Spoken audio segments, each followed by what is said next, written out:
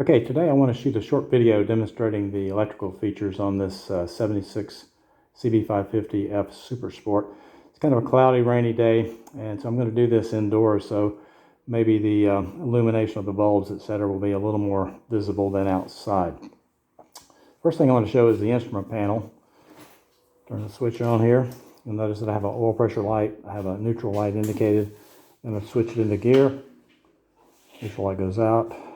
Back into neutral light comes back on. You'll notice also, since I have the ignition on, that the front two marker lights are always illuminated. These are the so-called running light. These are 2 filament bulbs as compared to 1 filament bulbs in the back. So these are always on when the ignition is on. You'll notice that the headlight is off. Let me talk about that for a little bit. This bike is equipped with a nice kit I put together. It's got an H4 LED bulb from Common Motors. It's only a 20-watt draw on both high and low beam. It has a fan to cool the bulb. It fits very neatly in the standard bucket with no problems. And it also is being powered by a relay kit, harness and relay kit I got from Eastern Beaver. All the relays hide inside the bucket, and there's a heavy harness that goes up to the bucket from the battery, so it gets full battery voltage powered by relays. This gives you very bright headlights with minimal draw. It also comes with this optional, what they call a low kill switch. It allows you to turn the low beam off if you think that's appropriate.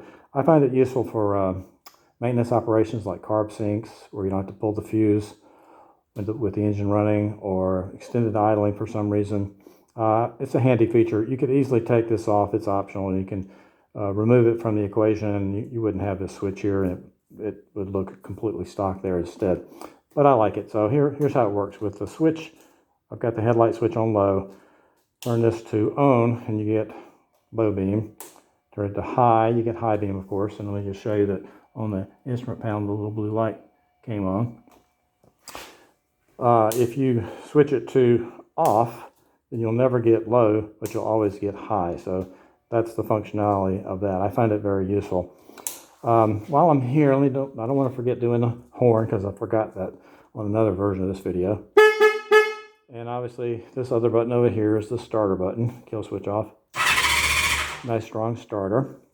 Let's move on to the tail light while we got the ignition on. And you'll notice that the tail light bulb is illuminated. And also the license plate bulb, it's kind of hard to see, but the license plate bulb under there is illuminated. Let's move on to the, before I move on, this switch gear here on the left handlebar is new. It's very hard to find. It's pretty ordinary looking, and you can get aftermarket versions of this, no problem, but this has an extra long harness, because on this bike, the harness has to reach all the way back to right about here. There's a junction box near the coils. So instead of reaching up to the headlight bucket on most Hondas, it has to go all the way back to this junction box. And I was able to get the correct switch for here, so that was a nice find. Turn signals. Switch on.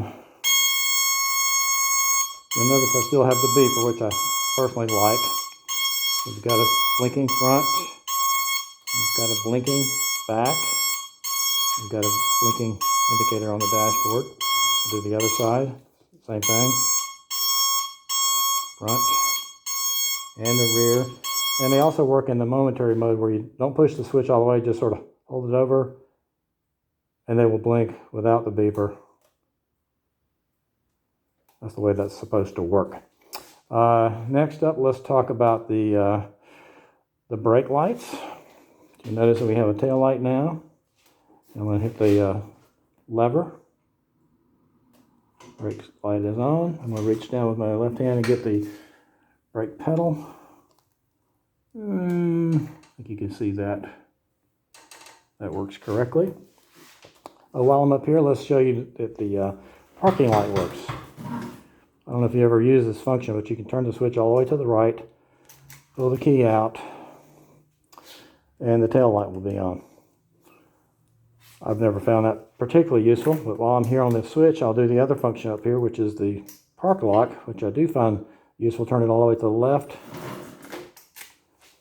and you can lock the handlebars. I usually use that when I park at a restaurant or a cafe. I find that to be pretty useful. I should also mention that I think I mentioned that the bike has a new Motobat battery, very nice battery. It has down here behind this left side cover a Rix electric solid state rectifier regulator, which I highly recommend. I like to keep my bikes original, but that's a real improvement over the original stuff, which is pretty close to junk, really.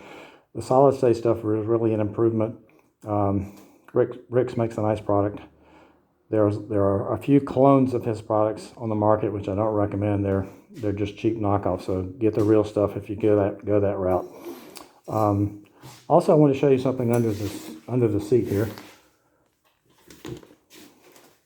I think we've got enough light for you to see where my index finger is pointing. That's a small relay. It's another Eastern relay, Eastern Beaver micro relay. That powers my coils. So on this bike, when you turn the switch on, you might actually be able to hear it. When I activate the kill switch and turn it to on,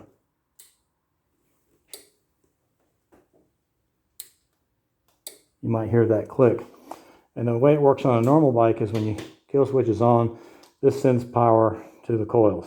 On this bike, when the kill switch is turned on, it sends power to trigger this relay under the seat, which sends full battery voltage to the coils, which means you get a very hot spark even at low speeds. You get full battery voltage at all times, which gives you a nice crisp ignition.